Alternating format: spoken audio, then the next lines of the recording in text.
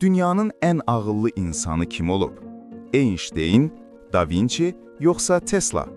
Xeyr, onları zəkası ilə geridə qoyan bir nəfər var idi.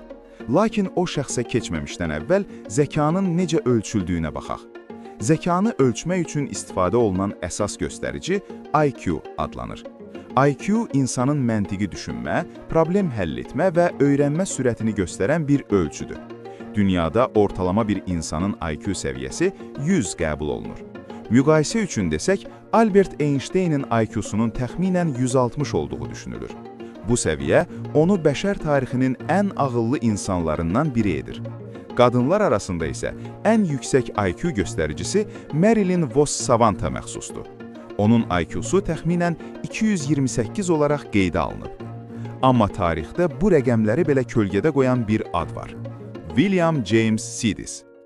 Sidisin zəka səviyyəsi çox erkən yaşlarda özünü göstərmişdi. O 8 yaşında 8 dil bilirdi. Cəmi 11 yaşında isə Harvard Universitetində dərs deyirdi. Riyaziyyat və fizikanı bir çox professorlardan belə daha dərindən anlayırdı. Onun IQ səviyyəsinin isə ortalama 275 civarında olduğu iddia edilir.